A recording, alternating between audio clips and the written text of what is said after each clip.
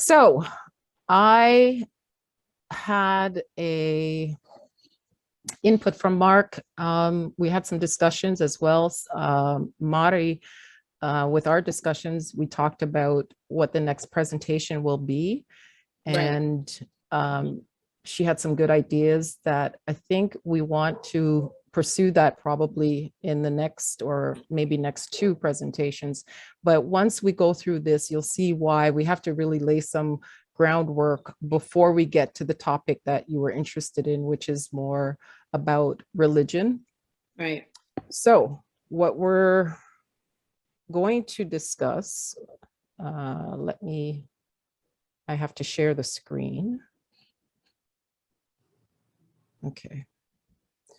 Yeah, so what we're going to discuss is today's presentation is about nationhood.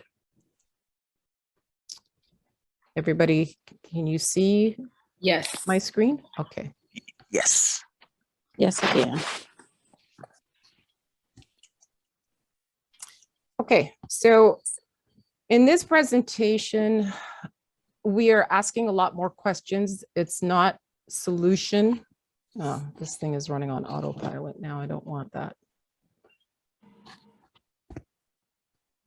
Okay, well, I'll have to do it manually. So we're talking more about nationhood, and it asks a lot of questions. We're probably going to generate more questions as a result, because these are things that we have to define for our group and ourselves, how we go forward, how we show up.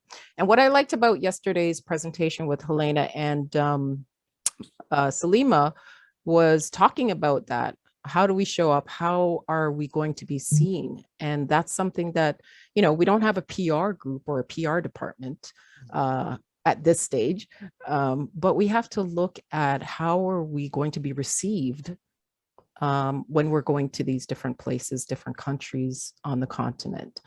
So we know that there has been people before us that have talked about nationhood, that have laid the groundwork, that have paid the price.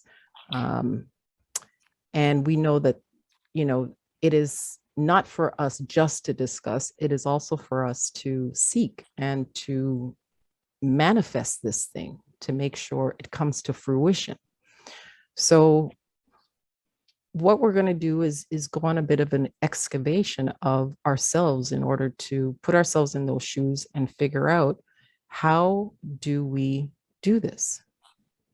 Right? Because now that we know the problem, Jabari's presentation pretty much told us what the problem is. And if we know the problem, because one of the ideas I was sparked with when I was watching his presentation was, it seems what we're used to and accustomed to here in North America under the program is we can participate, but we'll never build wealth. We'll never own. So we need something that sticks, that resonates, and that takes care of our future generations. And let's not forget, those opportunities is what was taken from us when they killed our dreams, obliterated our cities, Black Wall Street, and all of those places, right? So that we know going forward what it is that we're trying to build. So in talking more about it, trying to understand and define what is it about nationhood? Who are the advocates who are for it? And who are the opponents? And I got this answer from Mark about the history as far as what he's seen and experienced and observed from the people who have interacted with BAIO. And it seems those at the socio-economic and political bottom of society, they're not the ones that are getting it. They're not the ones that are on board, and they're probably the majority. The business owners and the economically successful are the ones that get it. They have and it's probably because they have achieved some level of self-actualization. And that's essentially what we're going to focus on, because that is something that is under siege, and that is what is being threatened with us if we, again, take Jabari's notes and define the problem. us self-actualizing is a threat right now. That's what's being targeted. Okay. Any ideas, questions?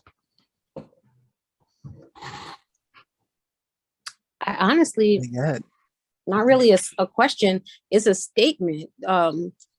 It's been, our self-actualization has been under attack from day one.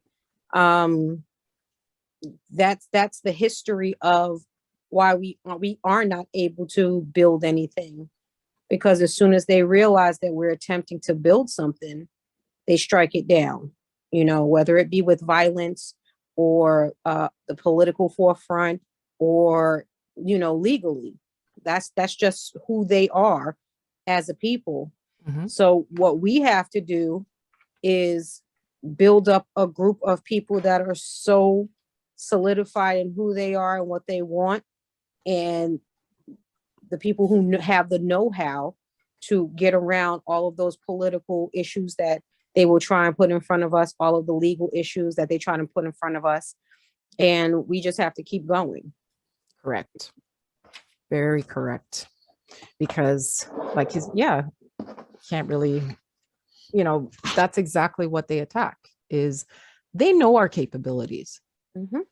They institute a program that's targeted at diminishing us. And the only way that that program works is that we've put belief into it. Absolutely. Right. And this starts before, from birth. This program is instituted. It already is affecting our parents, our generations, before we're even given a chance to hit the ground running. So again, defining the problem and identifying exactly what is it that is being targeted with us.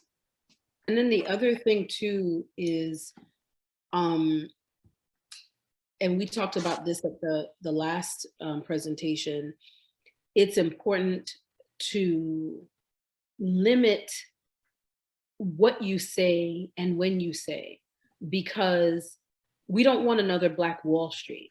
So there has to be a level of secrecy.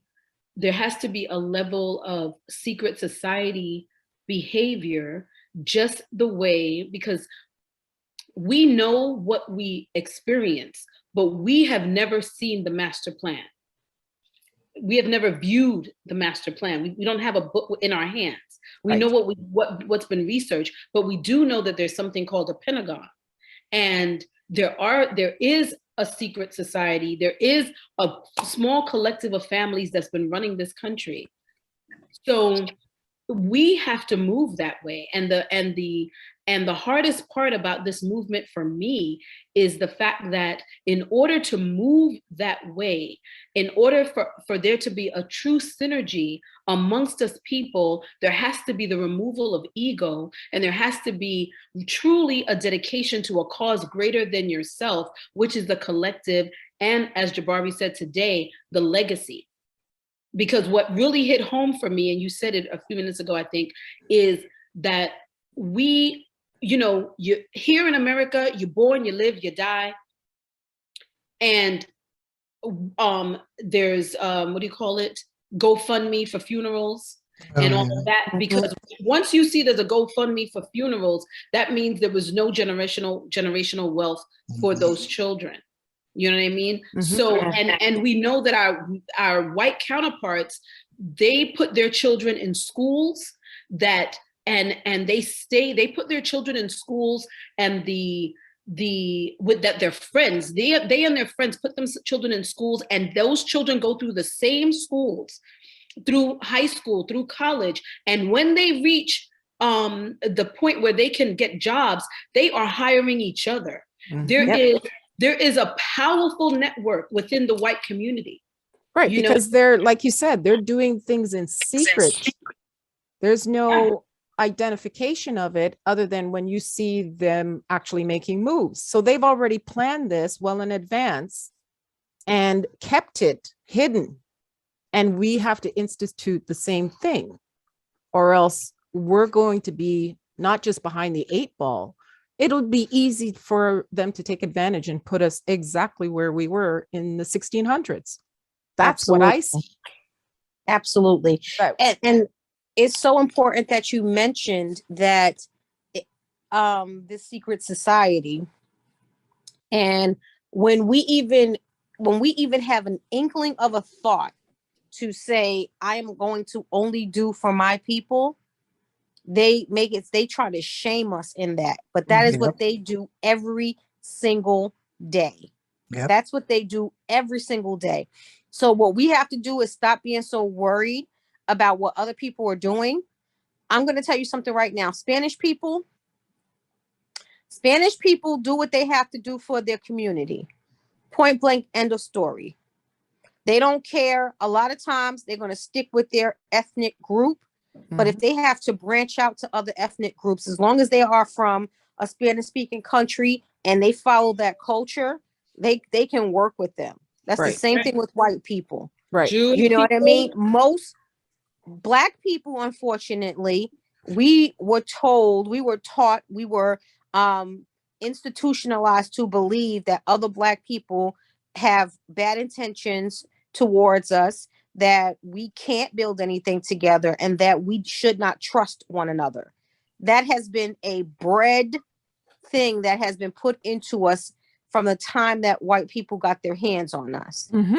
So that's what we have to get rid of. We can't care what other people think, Exactly. what other people feel. Exactly. I don't care that Asian people are being attacked. That's not my business, because Not my Black people concern. are being shot, and Black people are Exactly. being shot by the police. And if they can put into law that if you attack an Asian person and you attack them because of their ethnic background, then it's a federal crime. So you mean to tell me that all of these cops killing Black people on camera, they had no thought to make that a federal crime? Because if they would have done that, it would have stopped it. Right, because But that's we done in don't secret. matter enough. Right. We don't matter enough to make laws stopping white people in general from just snuffing us out. Because there's nobody lobbying. This has been happening to us for 500 years. Exactly. And it does not matter to them. We do not matter to them. We were not supposed to be here 500 years later. We were supposed to be a labor force to build this country, and they didn't realize what they got. They didn't realize that they had the strongest people in the world. They didn't realize that we was gonna survive that. Exactly. So now they're trying to figure out how to eradicate us the way that they almost did to the Native Americans. One playbook. Always remember. Yes, absolutely. One playbook around the world. It is a global playbook that they all know about. Yes. It is a global playbook that they all play from. And we are the ones that don't know that this is what's happening. Exactly. We are the pawns. Exactly. Oh, absolutely. Exactly. So I'm just so glad to hear everyone's views pretty much is the same. You know, we are the ones living and experiencing it. So we know. Who knows it, feels it. So in doing this, the question obviously came up as, you know, the whole discussion about white privilege and what it really is. And I thought, you know what, the more, like you said, why are we discussing them? The more we enter into this discussion about white privilege, it's a question of envy. It's a question of, we are talking about what we envy of them. That's where it goes. It's like the conversation only devolves to one place. So I want us to be clear that when we say we're not talking about them, we already know what this is. And it's about them. It's not about us. They practice racism, sexism, fascism, genocide. All these programs that they've developed is their defensive set. You know, it's a defense system. It's like a military grade program to make sure that they are always first. They are always prioritized. I don't hate them for that, because I'll tell you, it's an inferiority complex, and it is Correct. survival of the fittest. Survival of the They fittest. know that if they don't have these practices in place, they would perish. Right. but we must know our opponent. Okay. Absolutely. We must understand that what it is about them. It's white preference. It's privilege derived from power and annihilation. And I don't know if you've ever had this experience, because I've definitely had it here in Canada, where when white people talk about their culture and they discuss the aggression, like the Christopher Columbus scenario where, decimated the native population, they're proud of their aggression. They're Absolutely. not, they experience absolutely no shame about that. That's right. That's right. Okay. They make it seem as if the Indians just attack, or the Native Americans just attacked them, and they were just trying to make a life for themselves. They are not, they don't bring into play the fact that they had guns. Right. The fact that they befriended them and then just, strategically took their land and raped and killed their women and all of those things that they, and they say that they did these things, but they turn it into these flowery, what was the sister name? Wow, I can't remember her name. The Native American woman that was kidnapped and raped by the white man, and then they turned her into like some Pocahontas. Pocahontas, yeah. Pocahontas. Yes, they made it seem as if it was a love story, Right. not as if it was a brutal, hostile situation where he killed her entire village and then took her as his property. Like that's not the way that they play it. No. Jefferson and Sally Hemings. I mean, Exactly. a love story. Yes. Because a spoonful of sugar makes the medicine go down. Exactly. Okay. Exactly. So, you can't go, the way that they spin history, now slavery wasn't slavery. We were immigrants. Yep. Absolutely Okay. amazing. Yeah. In my history class, and I went to Catholic school, we were indentured servants. Wow. Okay. Indentured for what? Because an indentured servant had to have owed them something. And that's the definition of indentured servant. I owed you a debt and you're using my labor to repay that debt. Right. There is an end date, a beginning date, and an end date to my servitude to you. Exactly.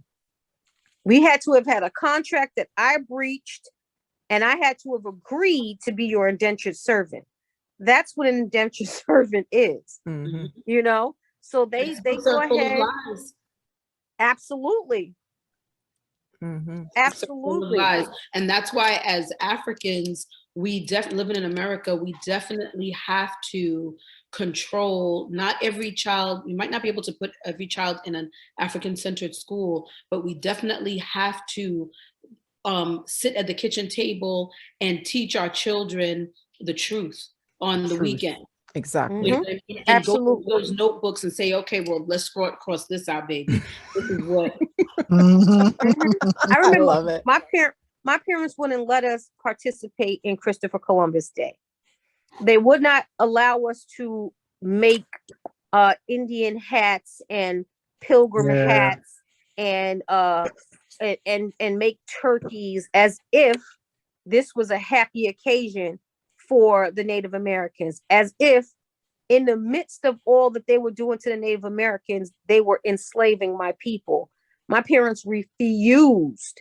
And as a child, you see everybody else just, we get to go outside. We get to have a parade. I remember in my elementary school, they had a huge parade that they did around the school. My school was basically the only thing on the street that the school was on.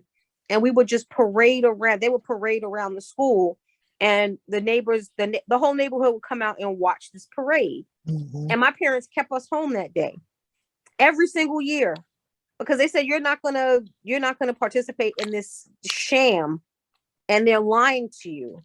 So we knew the lie, very young, and that's what we have to do. We have to even if your children have to go to a public school, because that's what we have currently, you need to make sure your children know the truth. Definitely. Yeah. Hi, Shauna. Yeah, Shauna made it. Hey, Shauna. Hey. Sorry about that. I was having a few technical difficulties. Sorry, sis, you're in. Good to see you. Good seeing you. You got that glow going on too. Yeah. It's the Yes. That natural good light. sunshine. Love it. Love it. So back to the presentation. Mari, I want to point your attention to the when question, Yes. 11th to 16th century, because we're going to come back to that when we get to the religion presentation. Okay. Because that's when things were really solidified. There were some significant events that happened during that time. That's also when racism was, the first definition of racism was actually codified and put on the books. So we're going to explore that also. Okay. So how do they go about this? We know what their programs look like at this stage of the game, but why do they do it? It's lack versus abundance. Africa, with all of its abundance, drew so many envious onlookers, I think, from my limited view of history, it seems that's the central theme here. So by using violence, oppression, domination, manipulation, coercion, racism, sexism, fascism, aggression, colonialism, genocide. So we have a good idea. We understand what's in the playbook as far as their foundational things. We don't know the upper echelons of the program, but we know that it stems from this, basically. So if we continue with the status quo, but Dad, we need a nation of our own. I'm sure that's not a common, it's probably a common question happening in many households. But son, the white man is everywhere. Besides, we can do it right here. Yeah, Jabari's presentation basically threw that out of the water. I'd love to just throw that up on TikTok, the whole thing. Right. We ain't doing it here. The Right. stats show, based on how many years of us being here, we ain't moving forward. We're getting to participate. Yes, you can get a paycheck. Yes, you can have a job. But what can we do with our earned money? Can we build wealth? Why is that not happening for our group? How come immigrants can come in and move ahead faster? It's because there are gatekeepers. That's one of the things about the plan. There's a gatekeeper. And That's they right. designate gatekeepers over time to make sure that we stay in a position of lack, that we never move ahead. That's why the redlining, that's why we needed affirmative action and all those programs. And then it's, the propaganda is, oh, well, they need help. We're going to give them help. Oh, we're helpless. No, it's not because of all of your programs that you've instituted against us, all the stumbling blocks. So I just want people to understand, if you're going to be targeted, this is essentially our position right now. Okay. And to expand on that, if I could get one of you to read, I don't know, are you able to see this? I need someone to read the boiling frog fable. The boiling frog. The boiling frog is a fable describing a frog being slowly boiled alive. The premise is that if a frog is put suddenly into boiling water, it will jump out. But if the frog is put in tepid water, which is then brought to a boil slowly, it will not perceive the danger, and it will be cooked to death. Wow. What do you think? Is that what we're living? Absolutely. Yeah. Exactly. Yes, indeed. Yep. The frog, it's a defense mechanism in the frog where its body it adapts to the rising heat to the point where the frog is then boiled to death. Exactly. It doesn't even pay attention to the fact that it's dying. It just gradually adapts to that temperature until it's dead. Mm-hmm.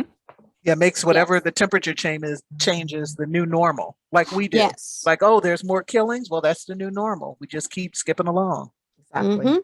Since George Floyd was murdered, this recent murder that happened, like, why? Why is it still happening? Yeah.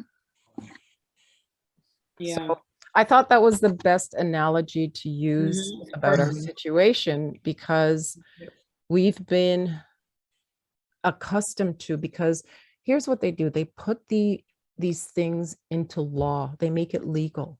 So when you look at the previous generations, the people who raised us, you understand why, they would tell us the things that they would tell us to do, because things were instituted to have compliance from us. But that compliance is what's killing us. And that's why we need to call it what it is, which is genocide.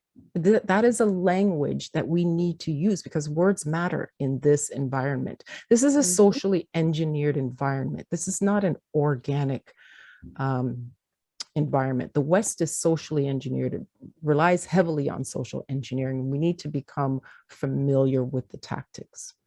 So I wanted to point out a couple things, as we probably touched on. The first one being highly optimized tolerance. So this is done incrementally. It's a gradual process. And each time it's done, your tolerance level raises. And you're like, oh yeah, that's just how it is here. Year after year, Yep. decade After after year. decade. Yep. And another layer gets added and added. So we build up a tolerance that, oh, it's just how it is here, Ugh. right? And yeah.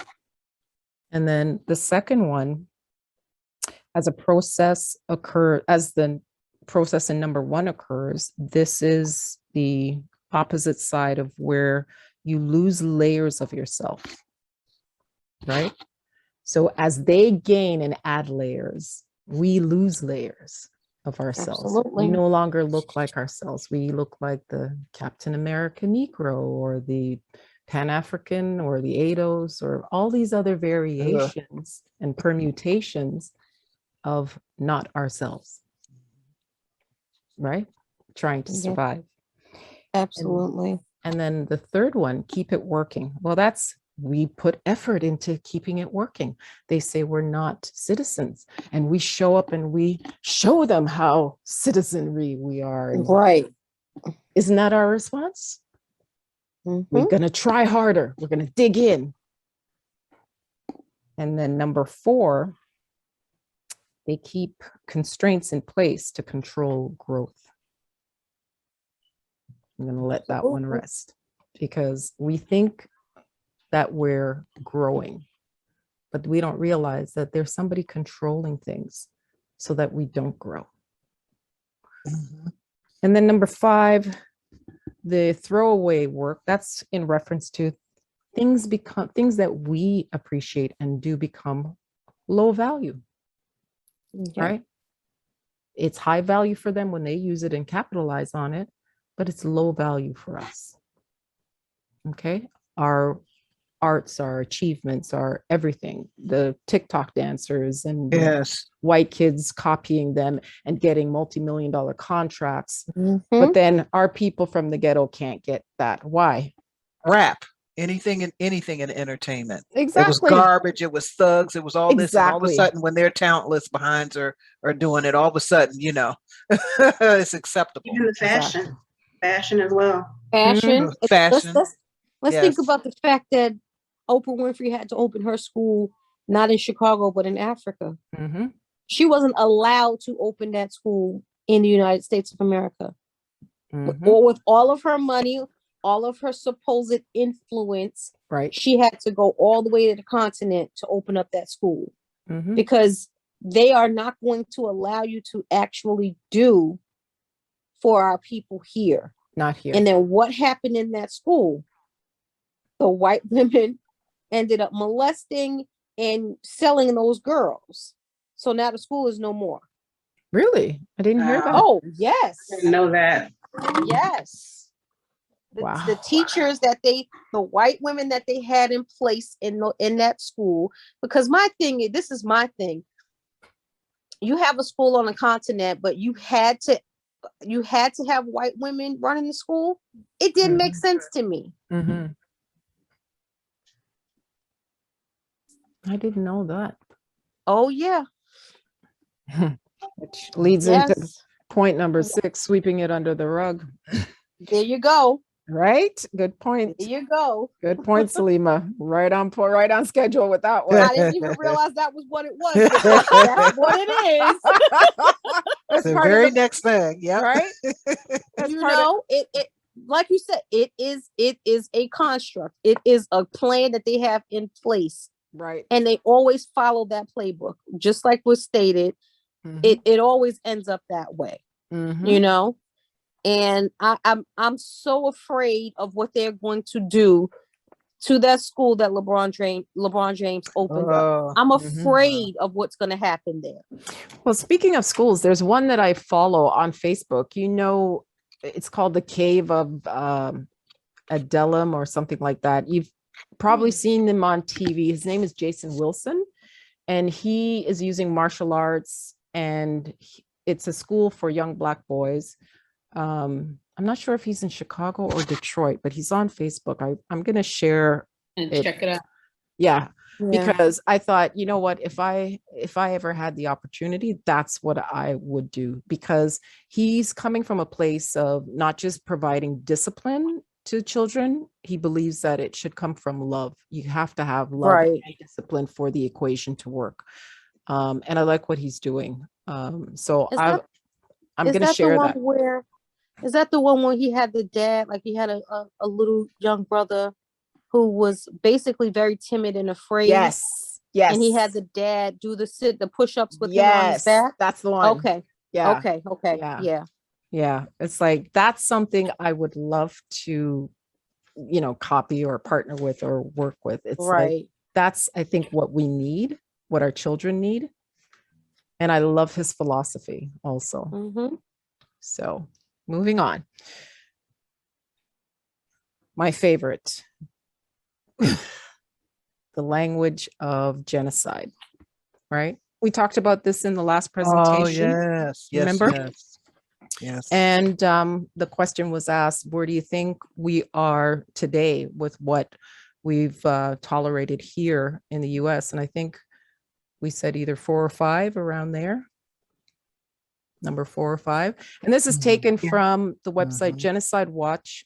They watch around the world and they report on genocide and alert, you know, politicians in the UN and everything. And I'm like, you know what, everybody needs to know this. And then especially us around the world, we haven't used this language. And it's taken us some time to get here because, you know, we had to get serious about it. We had to get educated about it because we weren't allowed to even read. So we're coming from a very long history of struggle. But this is language that if you're going to be showing up at the table, if you get a seat at the table, or even if you don't, in our language of protest, we need to call it what it is. This is Absolutely. genocide, right? This is not This is- just discrimination. This is not just about somebody hating me. I could give 2 shits about who doesn't like me. What this is about is the depopulation, the dehumanization of a specific group of people, which is us and our generations. And we need to get organized around this. We need to have this printed, and this is a part of our education for our children. Absolutely. Absolutely. And these 10 steps, if you look at history, it's just repeating itself. Repeating Over and itself over and over. It's just repeating itself over and over and over again. Mhm. It is the system Mhm. playing over over and over and over again. Yeah, because here's the thing. If you get to step 4 and 5 and we're the frog in the water, in the boiling water, and we don't have anything alerting us, when they come and apply the next layer of those steps, you're not going to be surprised. You're going to be like, oh, the next layer's here. Let's see what they're Mhm. doing. Yep. That's what's going to happen. Absolutely. There's no canary in the coal mine. There's nothing alerting us that, hey, shit's going on. It's about to hit the fan. Move. Mm-hmm. Right?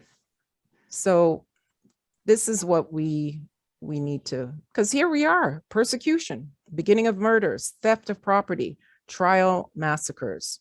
Absolutely. But once they do all the way to step 8, extermination is easy. Wholesale elimination of a group. It is extermination and not murder because the people are not considered human. We've already Human. been there. Exactly. We've Because they've already already been there. dehumanized us. Exactly. They had dehumanized us and turned us into these I don't even know, these fictitious figures. That is why TikTok exists, and the white TikTokers are making money off of the dance moves that Black people are doing. Mm-hmm. It didn't matter that the entire world saw this Black person doing this dance first. I'll pay the white kid that can Yep. learn that dance and do it. Yes. They have Exactly. taken our human, they have dehumanized us completely. Exactly. Completely. But think about it. How do Mhm. we counter that? If we know the game, we know the playbook, how do we counter that? We Well, one thing, separate ourselves from that there you go. situation. Stop First of participating all, in that. that's the Yep. only thing that we haven't done in the last 500 years. Mhm. Removed ourselves completely from them. That's right. And then they fall because they are living off of, they are ciphering everything from us. Like a And we just parasite. allow it. Yeah, absolutely. like a parasite. Completely. Exactly. Absolutely. Exactly. But if we don't stand up, it's still our fault, Mm-hmm. Oh no, that is the absolute truth. right? Yeah, because some of the 'Cause- reaction is like, "Oh, you know, you all are stealing from us. You're hating on us. We're going to do even more to be in your face. We're going to do Mhm. even more to give you our money, give you our talents." Mhm. And it's like, no, this should be the opposite reaction. Mm-hmm. Like going to the stores and doing. I mean, it's maddening. It's like I don't know what what more needs to be done for people to just turn around. I mean, I see. Let me stop that. I see more people saying, you know, the buy black, or you know, we deal with ourselves more, but not enough. Not enough. Not enough. We need a No. stronger response. Yes. Let's look at it this way. Target every year, they come up with all of these Black History Month themed items that they put in their store. Mm. And for some odd reason, most Black people are elated about this. It feels like, oh, we've arrived.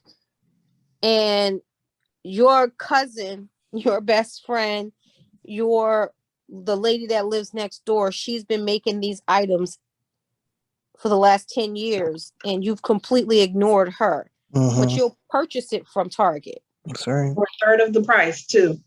Exactly. Yep. Exactly right. And But it's not the same quality.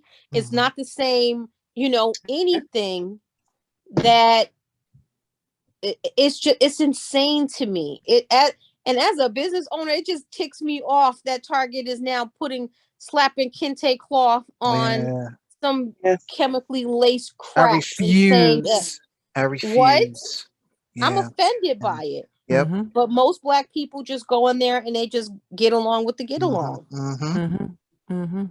Exactly. So we have to see where people are, right? Because a lot of them have gone through this process Mhm. of dehumanization that has brought them to a lower form of themselves. They're not their Absolutely. highest, they're not living their highest purpose, right? And we have to be honest about that. So sometimes we need to wake people up. We may need to bring some along, get them on the train, clean them up, whatever it takes. But it has to be people who obviously are receptive, because you're not going to beat a dead horse. But we have to be real about our situation.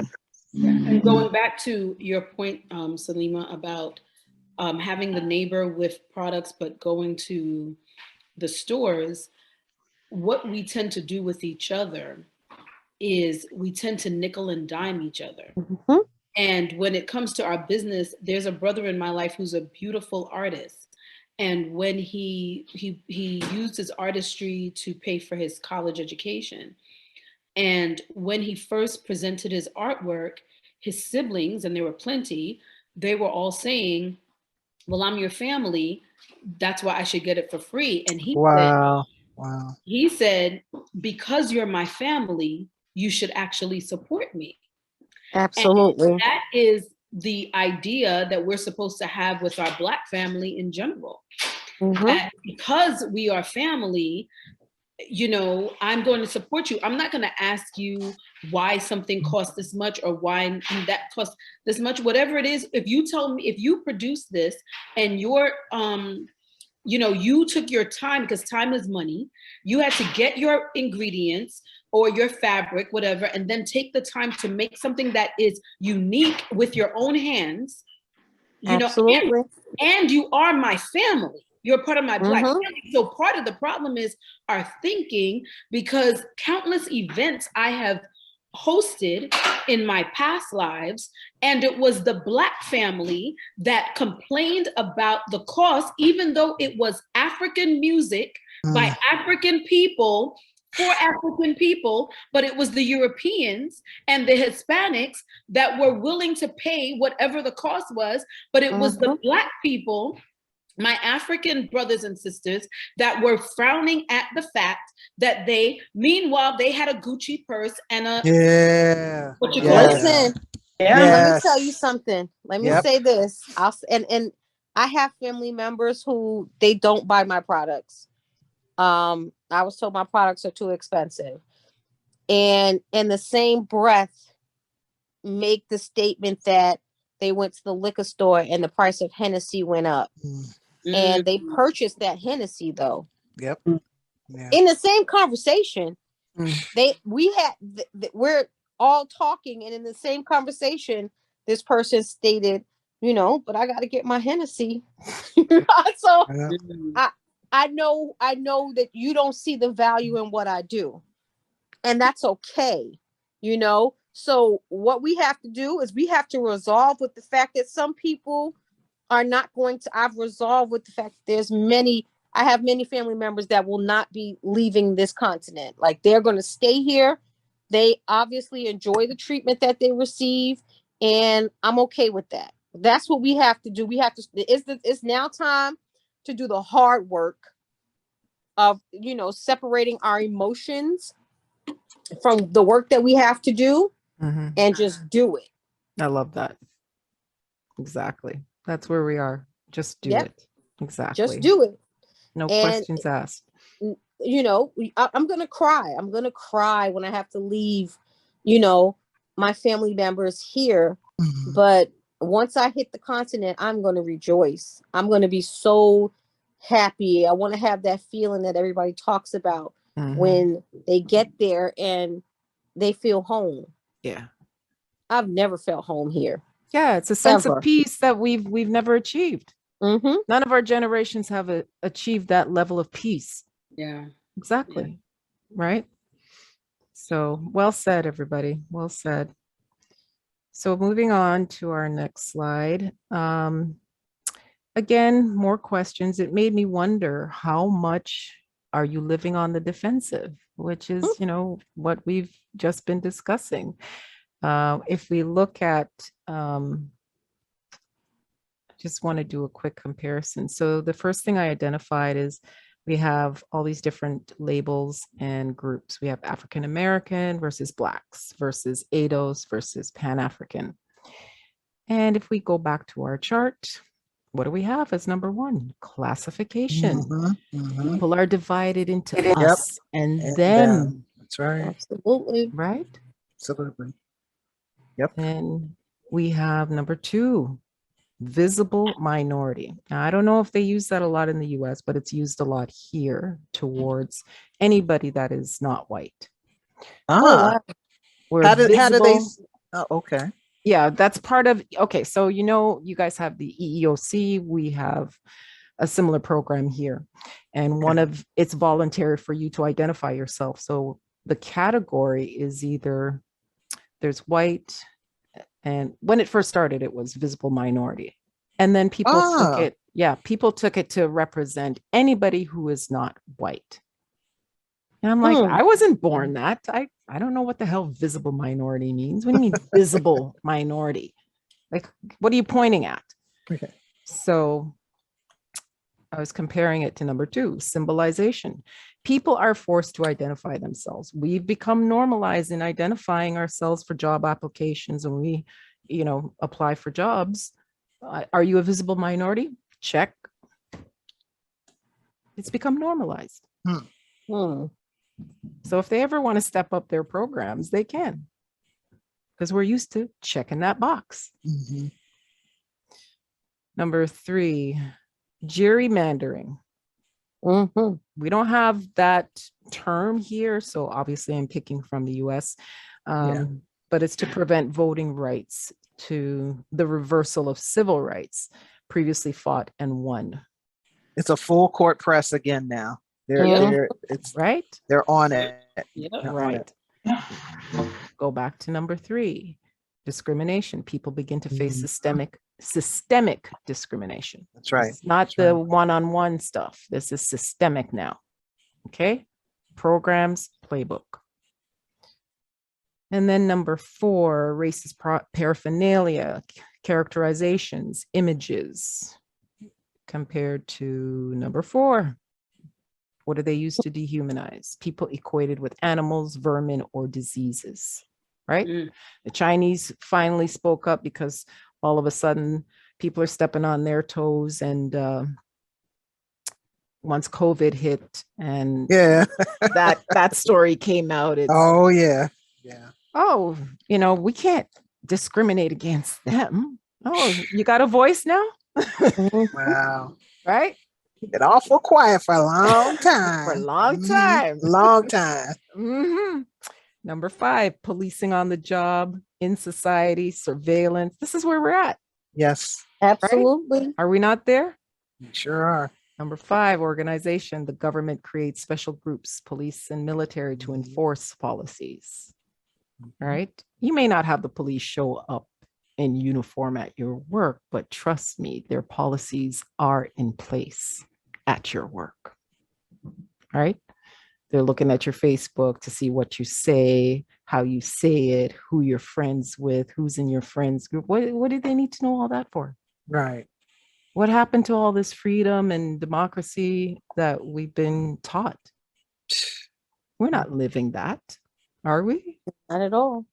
Exactly. Not at all. Not when there are laws on the books that rappers can be arrested if the person who murdered someone is listening to their music, or dumbest. Oh yeah, there's been cases where they are arresting the rappers because the person, in the investigation, they found out that this person was emulating one of their rap lyrics or one of their rap songs. Oh, that's they right. are charging crazy. the rappers with the murders or the crimes that are being committed. But I have freedom of speech. Right. I thought I have freedom to make this music. You allow me to make this music, this derogatory, hateful music, and then you're going to arrest me because someone uses the music in a negative way. But we can't do anything with the officials of the state barging into an innocent person's home and murdering them. Can't make it. We can't even charge them. We got to scratch our head and just, oh my goodness, what a shame. We just, this kind of stuff happens. I mean, there are drugs down the street. It's just, it is what it is. Exactly. It's like, how much more of this BS can we tolerate? This is outrageous. Nonsense. Outrageous. Exactly. So, which leads to the next question about whether or not we're in a battle. Some people are complacent and they don't recognize, but it's going to be a battle in order to change our circumstances. It's going to be a battle in order to wake people up if we choose to do that, or wake up our family members to make them see that we're not thriving here. We will only be able to survive. Everything that we do will only result in amount to survival skills. We will never move beyond that point. So in considering that, I thought, okay, what are the pros and cons of going to battle? because throughout history, we've had to go to battle in different ways. And in doing so, I thought you can construct and enforce your ideas by force. We've learned that and become enlightened to understand that until we recognize somewhere in the 19th century that those tactics, while effective for the time, were abusive. But in going to battle, you might need to become that which you're not. You might need to, let's say, fire a gun. Is that so wrong? When it comes to defending what you need to defend, there's nothing wrong with self-defense. Not at all. Exactly. But we have to think that way. You know, if you're going to fight for this so-called freedom, you have to feel that your very life is threatened. Because if you don't feel that, you're not going to really act. You're just going to be the frog in the water. You're just going to be like, okay, that's fine. Let somebody else do it. No, I'm going to do it. And I mean, to be totally honest, I have fired a gun once. And I have to say the experience was amazing.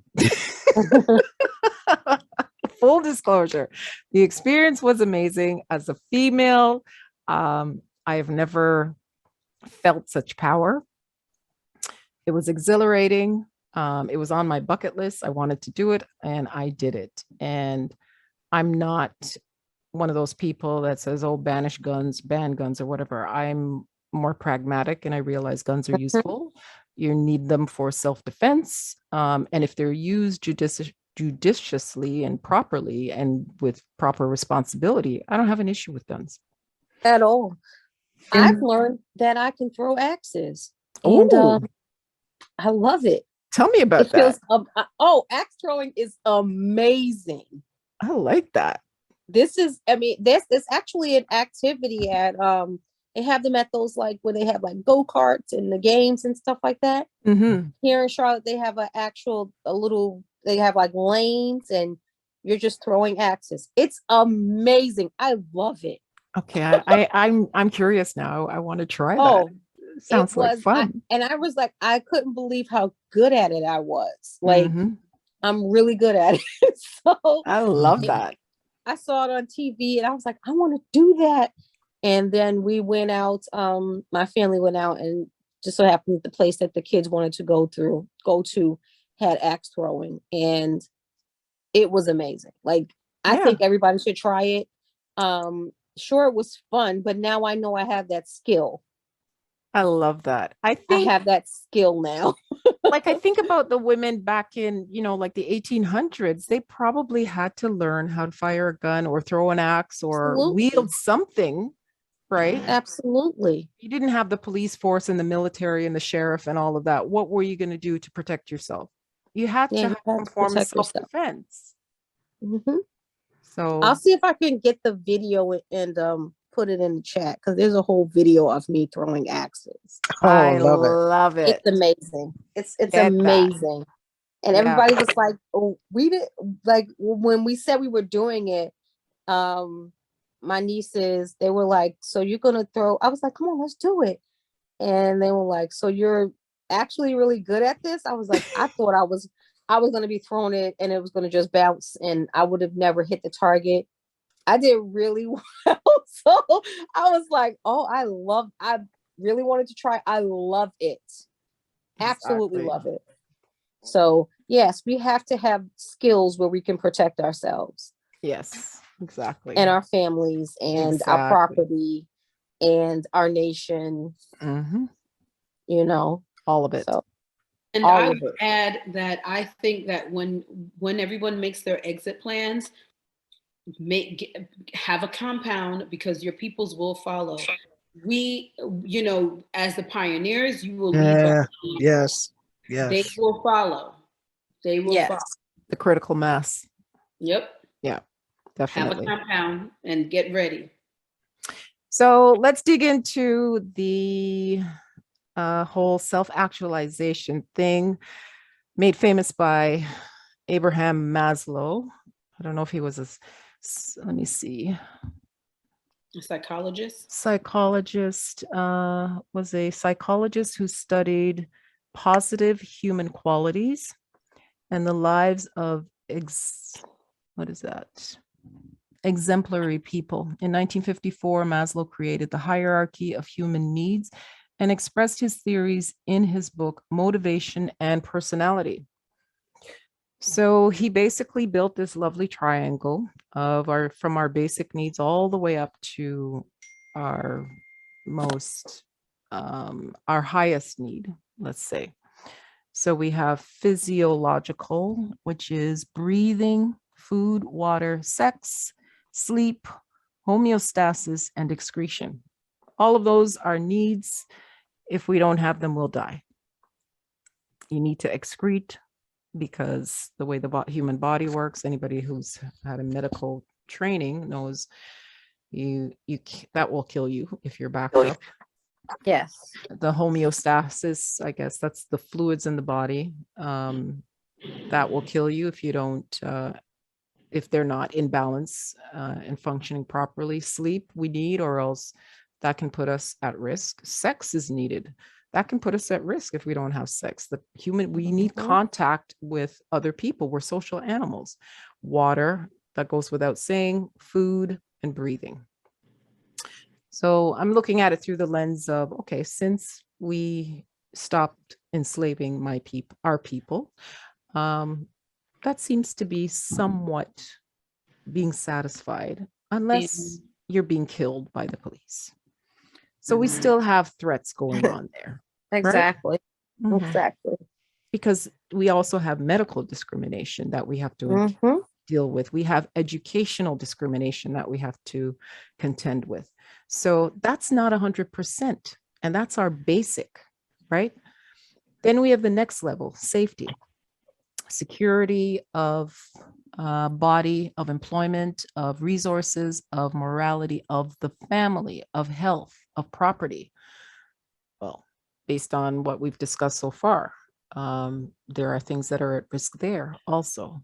That's not 100%.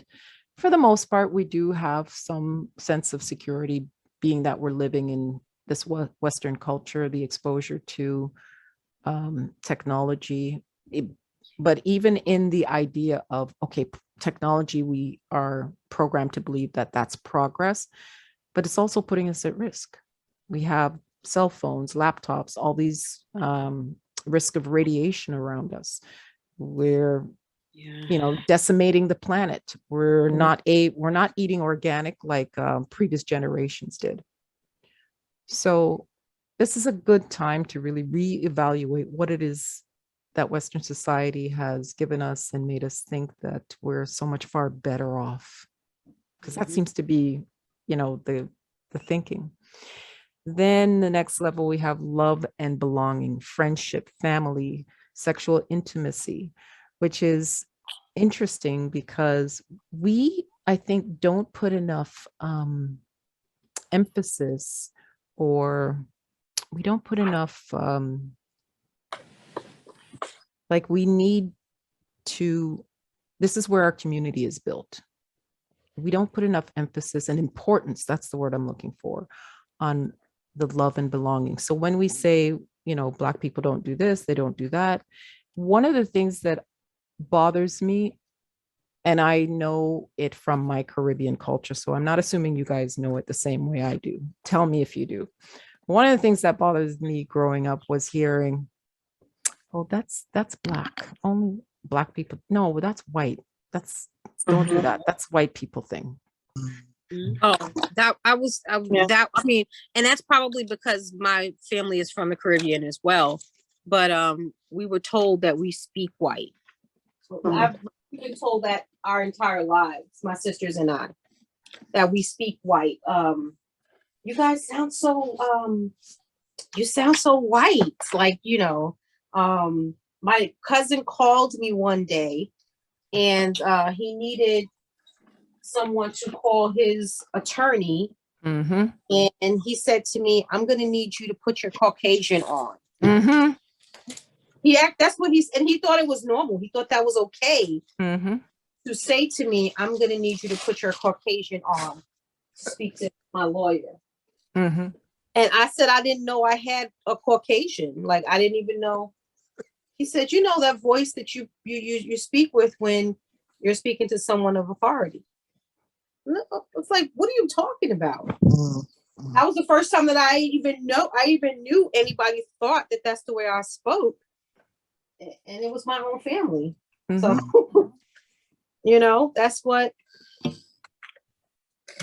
But I bring it up and you have to deal with. Yeah, I'm so glad you mentioned it because I bring it up because I think we have to look at ourselves and realize, like in my experience, my parents came here. My mother really, she started everything. She came here and then sent for us. So I was 8 years old when I came. So I was taken away from my homeland, my native tongue. I didn't have a choice in the matter. And then to be confronted with that from family members and siblings. And I had the exact mirror image experience that you just talked about, Salima. And it's frustrating. And it's really, yeah, because you're brought here. Okay, period, end of story. Like, stop this division of classifying things that way, because it really puts us back. Because in one breath, you're saying, progress, do well in school, go out and get that job, climb the career ladder. We want to see the first Black this and the first Black that. But then you telling me, no, don't do that. That's white. Don't do that. That's white. Don't speak like that. That's what, like, we got to get our messages clear. And that one in particular, we got to stop doing that. Because at the end of the day, we are North Americans, Canada, Canadians, Americans. This is the language we speak here. You're part of this environment. You grew up here. This is how you're going to speak. Period. End of story. Yeah. Okay. Yes, we do switch from our vernacular, you know, our mother tongue, patois versus Ebonics. Yes. Versus exactly. We all code switch back, forth, left, right, and center. Okay. And I'm glad for it. But if you need that means where we adapt. That's all that means. That's all that means. We adapt and we're able to move in different circles and still thrive. That's all that means. Thank you. And I'm so glad, because that is, I think, it's very detrimental. And we need to stop doing that to our children and the young people and telling them that they're not really buying it. The ones, my nieces and nephews, they're like, later for that. They don't have time for that nonsense. But we need to look at that as, you know, on this hierarchy of self-actualization, this is how we shoot ourselves in the foot. And that's really the point that I want to make about that. The love and belonging ain't going to be there if we keep shooting ourselves in the foot. Absolutely. Right? Well made. Thank you. I had a white guy on Facebook tell me that I was trying to be white. And he posted a picture of me, and he referred to, because I have a small nose and I have little lips, and according to everyone, that makes I have white features. Apparently, I don't know how, but yeah, he said, I don't know why you're so basically trying to say that I have white ancestors or whatever. And that's absolutely true. It is true. I'm not gonna, pretend like it's not. And majority of it is forced, except for my great grandfather who married a French woman. Her father sold her to him. With the exception of her, the rest of it is probably forced, you know? Exactly. So you're making a statement that I have white, quote unquote, white features, and it's because of your ancestors. So you're going to penalize me because I have white features that was forced upon my ancestors. And going back to my point about they are not ashamed of their what? Their aggression. He's reinforcing. They relish in it. They relish in it. Exactly. Because they've been the aggressor and they're not giving up that position. Yep. And attacking. they use it against you every single chance they get. Exactly. It's weaponized. Yes, we were all kinds of atrocities, sexual atrocities. You can Wikipedia it and Google it. There's so many that have been documented, but this is the attack, our self-esteem. They make Our lovely confidence. movies about it. Mhm. All of our achievements in that area to be set back by people who tried to weaponize us. They don't even have an ounce of self-esteem. We have more self-esteem than they do, probably. But you have to understand the enemies and how they attack. Because if we start attacking them, they'll shrivel like this. Trust me, white fragility is real. And they know that. And they know that now. So know. lastly, self-actualization, morality, creativity, spontaneity, problem solving, lack of prejudice, acceptance of facts. I like the last two.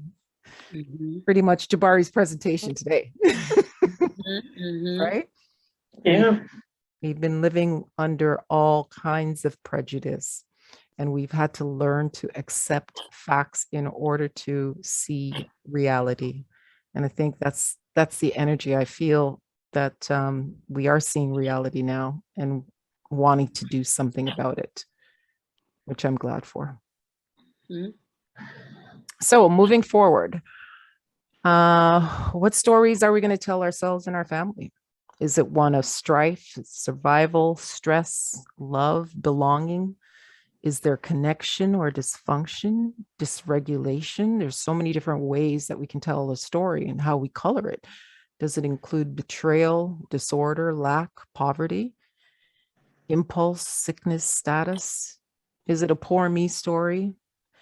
And we have to be concerned about our narrative, because I tell you, some other people have hit the ground running and written all kinds of myths and stories about how they've killed and they had manifest destiny and they were endowed from God to bring the savages forward and revamp and repatriate. And if it wasn't for them being a savior and being royal and taking care of their court, and you can see how dramatic things have been. Absolutely. In order to position a lie and a myth that they've been endowed to do this. It's not that their ego and their greed drove them. It's no, we were endowed. We were chosen. That's how their story's told. So it's important for us to tell these stories, though, the good and the bad, to build emotional intelligence. Thank you. That we have an issue with that. We tell what we want to tell, leave out all the parts that we probably should know. And then kids grow up and they're in jail.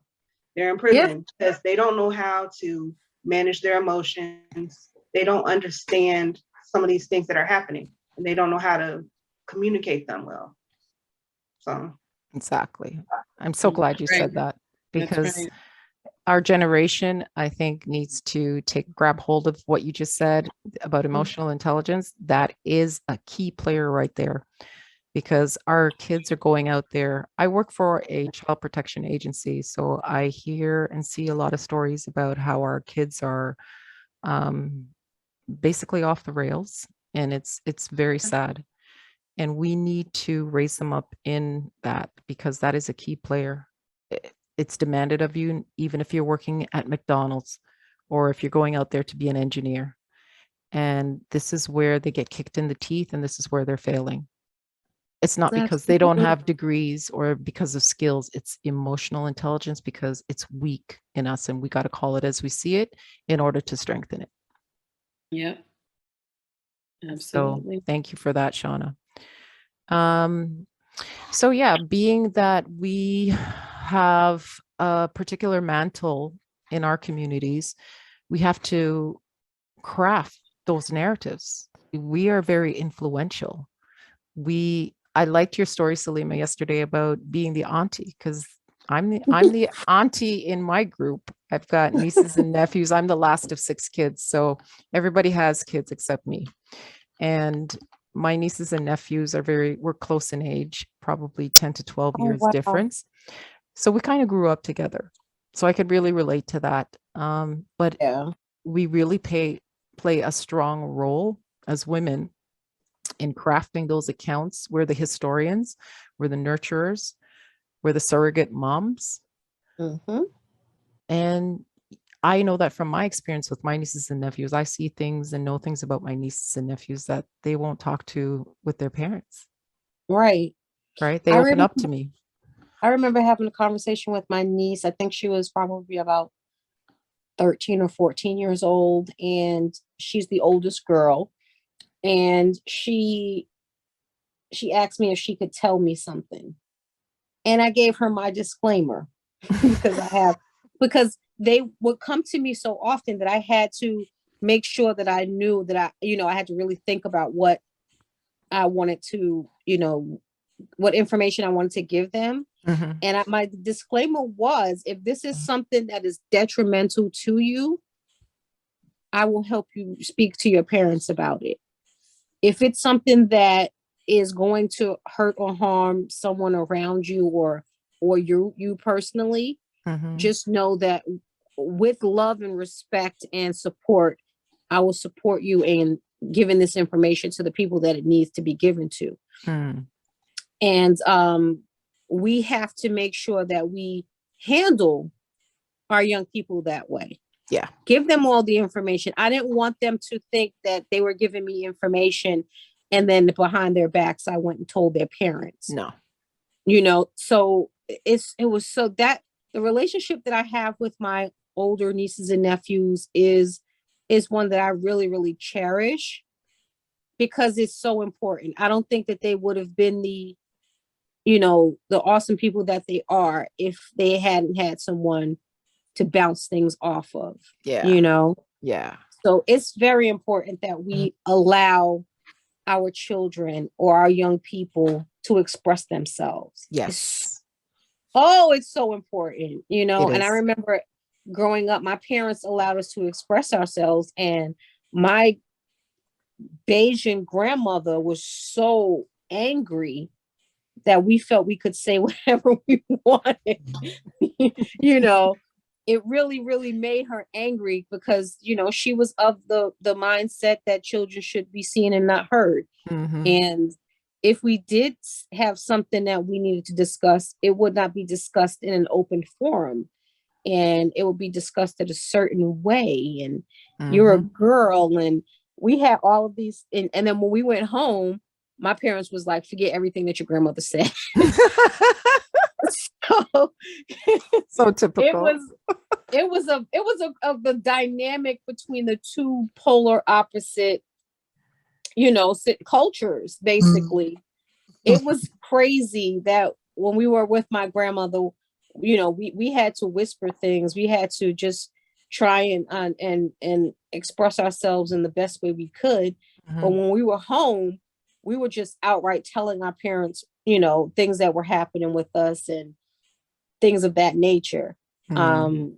So I appreciate my parents so much for giving us those outlets and those opportunities, Right. because I know that a lot of my friends didn't have that. Exactly. And Um, oh, go ahead, Mari. I just want to say I have to jump off in about 15 minutes. Mm. So I'm not going to interrupt you in 15 minutes, but I just wanted to say that this is amazing. And Oh, thanks. when I get back, I will look at it. I told you you're our professor. You're the professor. So thank you and kudos to you for this. And that's it. That's all I want to say. Peace to all of you. Nice to see you guys. And I'll be on for another 10 or I have to jump off at 3:45. Okay. Okay. All right. And Thank you, everybody. love. All right. Absolutely. So basically, the point I wanted to make here is how are we going to tell the story in a positive light, negative light?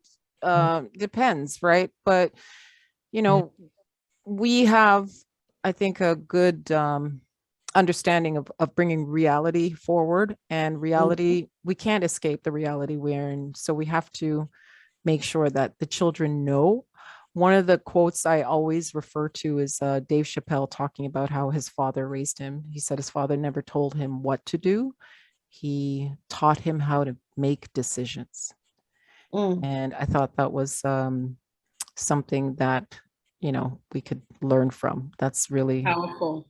yeah, it reminds me of my own childhood. I wish that's the parenting that I had, because I think children come with their own knowledge. They already come with their own intelligence.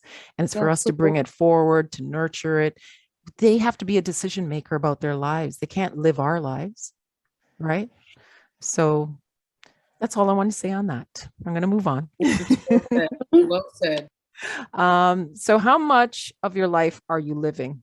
And this is, truth be told, some I've taken from my own personal experience. Are you living your family's expectations, your Western programming? Whose template are you living? What has social engineering done for you? Do you have a plan for your life?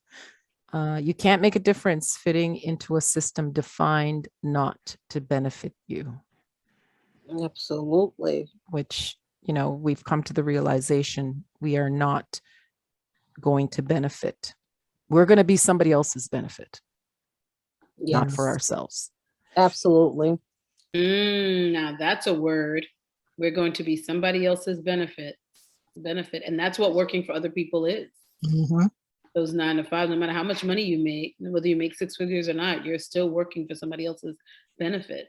As opposed to owning your own, taking your passion and turning it into a purpose and building wealth, generational wealth from that. It takes transitioning to an ownership mentality. We have to have an ownership mentality to do that. Yeah, which starts with the belief in yourself, because a lot of times we can't do it because we don't believe in ourselves. And that's the legacy of oppression. Correct. And menticide, which goes hand in hand with genocide, and menticide. I love that. Genocide. Okay, girl, I'm writing that down. Menticide. I gotta write that down. I've never heard it said like that, girl. Yeah. Whoa. So brings us to this next question, which is identity formation. How do we form our identity? Because a lot of it has been, as Mari just put it, through all these processes that have been put in place to dehumanize us. So we form our identity by default, or is it by circumstances? Are we forming our identity from external sources, being politics, marketing, entertainment, or religion, which from those we can derive power, status, pleasure, morals, culture? What we experience is up to temporary interpretation when we look at these artificial sources, these constructs. We apply meaning that determines whether we get stuck, as in the status quo, or we become resilient and we're not that frog, and we change the ownership mindset and become what it is we truly need to be and what our essence says we are. And I think that picture of Lupita is a perfect representation of the source. When I think of Mother Africa, when I think of, because actually, I don't know if anybody watches Henry Louis Gates does that show, Finding Your Roots. Yes, seen a few episodes. Have you seen the episode with Lupita? No. Oh, No, Okay. no. I have to look it up. You have to look it up, because there is something in particular about her DNA. So you have to watch that episode. Oh, give us some clues. She has a particular DNA that is traced back to like the oldest African, Really? type, or Wow. Oh, sweet. Yeah.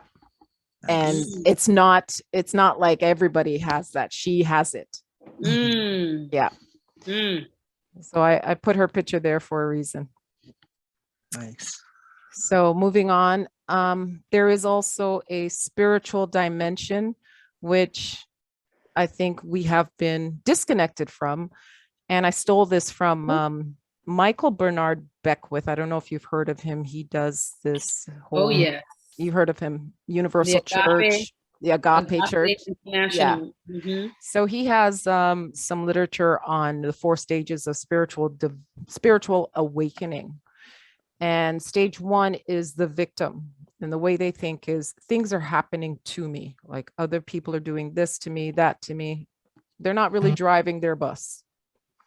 And then in stage 2, you have the manifester. Things are happening by me. I'm engaged. I'm a decision maker in my life. I'm able to put things into installation and application.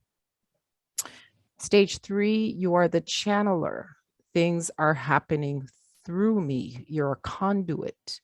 You're open to ideas coming from other sources. You're using the forces to work with you. I guess kind of like a Luke Skywalker. And then the 4th stage, being consciousness. I don't know what that is, but I aspire to it. Things are happening as me. As me. Sounds great. He has a lot of good information. There's a lot more detail about, but I really recommend you read that if you're interested in exploring the spiritual dimension. I just think that He's it he's is. a fan fave. Is he? Yeah, I'm a Awesome. fan of Michael. Yeah, he does good work.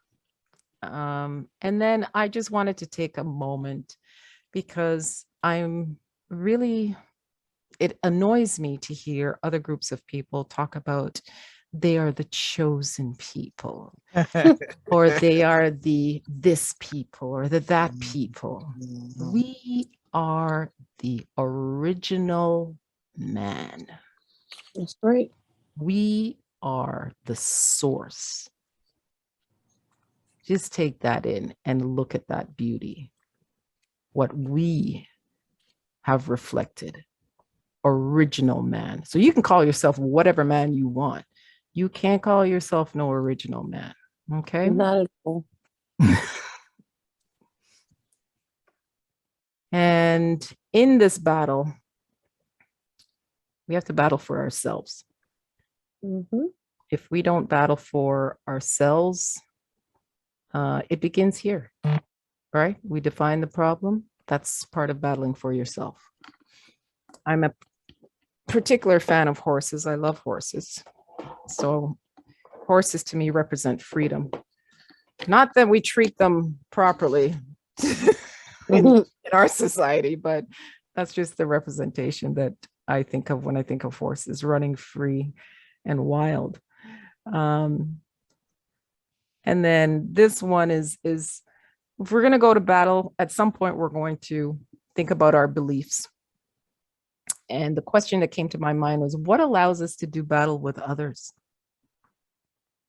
Think about it. If in your own personal experience, when you battled other people, what allowed you to go to battle with them? There must have been a reason. There must have been thought behind it.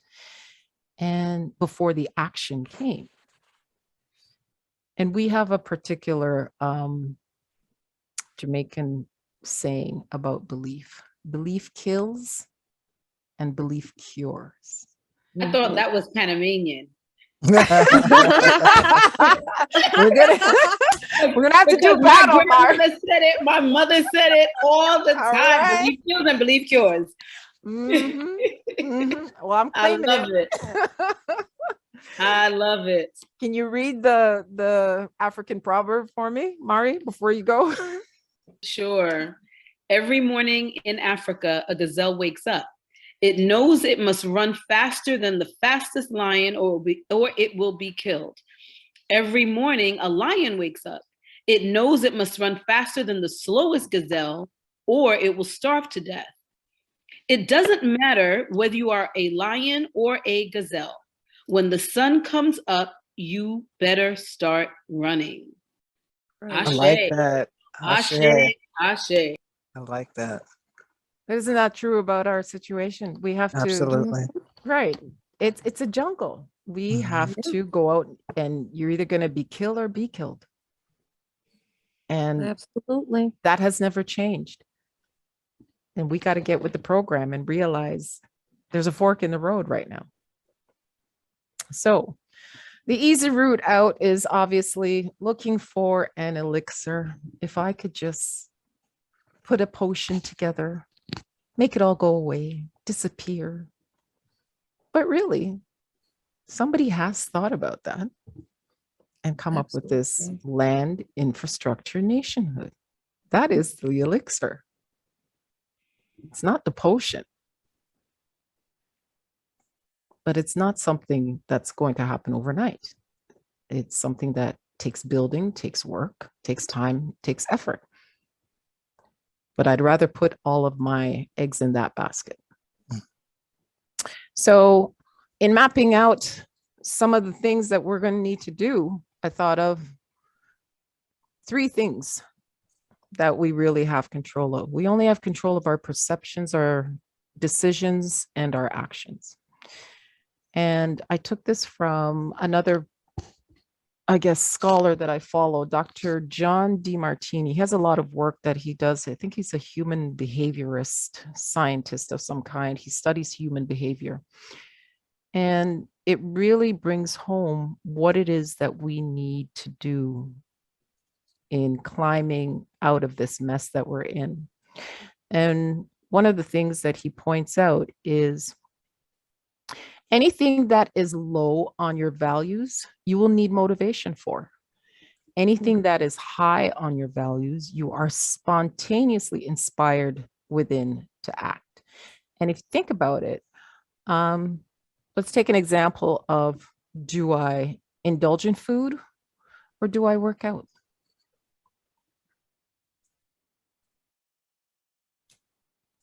If I indulge in food, I value that more than working out. It's quite simple. Whatever you put your money in, put your importance in. If you have to dig up motivation to do it, it's not at the top of the food chain for your values. It's that simple.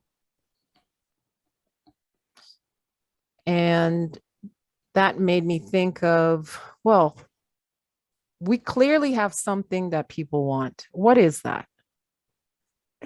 And it's another clue. Whatever is on your values, whatever is highest on your values is where it's likely being stored. Your impact is based on problems you solve. Ugh. Which brings us to the last thing, problems we solve. This is what we decide to do with our values. We pour it into the rightful cup. We've all made a decision that we're going to put our energy into building this organization, into making it prosper, into building that bridge to make sure when we show up over there at the continent, in Liberia, Nigeria, Ghana, wherever it is that we choose, that we are welcomed, that people understand what it is we're doing there, and that we lower the resistance in getting there. So thank you, everybody, for participating. Oh, no, thank you. This was amazing. That's awesome. I'm glad you like it. Very glad on the feedback. It's turning out to be a nice little passion project here. And these are some of the things that, I've been feeling and wanting to express. I'm sure a lot of us are feeling the same way in light of, the events going on that we're having to live through. Absolutely. It's not an easy time right now. So I'm just glad that, again, like minds are getting together and trying to figure out our next steps. Definitely, definitely. Yeah. These, and what's amazing about what you're doing. We were talking, we had a show, I think it was the first or second show that Sisters in Nationhood had, and it talked about vetting. And this could be some of what we use in our vetting, because if you don't agree with our principles and the things that we believe in, you wouldn't be a good match for Hmm. this group. So this is awesome. Well, I'm glad you see that it's useful. But yeah, like I like that idea. Absolutely, it's definitely useful, you know, and this is simple information that a person can look at, and they would be able to say, well, you know, I don't agree with that, and that's perfect. I'm happy that, you know, we were able to establish that you don't agree with what we are attempting to do, and I wish you great success in everything that you are attempting to do. Just that simple. Mhm. I Bye-bye. see it very simply. This is awesome information. Yes, You'll put it exactly. nicely. Bye-bye. Bye-bye. Goodbye. Exactly. You know, you don't. Salima don't play around. She's just Uh-uh, like, she sure don't. I cannot. Mm-mm. I don't You have said it time for nicely. it. She said it nicely. But that's what it is. Bye-bye. Yes, absolutely. You know, I mean, because we don't have time to play around Yeah. with people. We Mhm. don't, you know, That's right. and you give them the information, and that is your opportunity to see if this is what you want to do. Mhm. Right. And if you don't agree with it, then we move on to the next person. We don't have the Exactly. time or the Mhm. resources to waste on convincing you No, that this is good for you. No, We don't, that's not what we're here for. you're exactly right. You are exactly right. And you know what? It's good to just get to the meat and bones. Like, Absolutely. don't waste time. This is not a time to waste time. We No. don't have that No. time. Exactly. Because if we're not doing what you just said, then we're putting our energies into things that are not going to bring, you know, it's not going to prosper us, and it's not going to help to bolster up the organization as we Mhm. see fit. We're not here to convince you. Like you said, they have to No. get it. And if this material doesn't help them get it, then they're not a match. It's a relationship. Yeah, it's a relationship at the end of the day, right? You're not going to be everybody's cup of tea, which is fine. And that's Maybe. what when I was stating that I know that I'm going to leave a lot of family members behind. Mhm. I've come to that realization. I came to that realization some time ago, and that we have to remove. That's why I said we have to remove emotion from it, Mhm. because it might be somebody that you truly, you know, love and feel for, but if they don't get it, or if it's not something that they agree with, love you. I'm gonna love you from a distance, though. Yeah. Yeah. Yeah. You know, It's true. It's true. and this is the information, putting it so simple and plain. A person's first reaction to it is the reaction that we are going to accept. That's it. It's very simple to me. Spoken like a true general. Got our marching orders. That's I right. love it. I love it. Listen, my law enforcement background is of I knew it. such. Kick it in. Kick I it didn't in. know. I knew it. I knew it. I could pick it up. Tell me about it. I want to hear. Oh no, I started out as a security guard, Mhm. and my first position that I had, I ended up being the supervisor for 7 stores in Manhattan. I think Mhm. I had as many as 30 officers under me at one point. Then I moved and I was working with the police department. So yeah, I have that background, and um, I have background in tactical security, closed circuit TV installation, hand-to-hand combat. I have that background in all of that. Love it. So, you know, in that background, we don't, and if you're really, because in most of my positions, I ended up being a supervisor. Mhm. You don't have time to hold people's hands No. in those situations, you know? So I'm just like, let's get this done. We can tell from the initial response of that person whether or not they're a fit.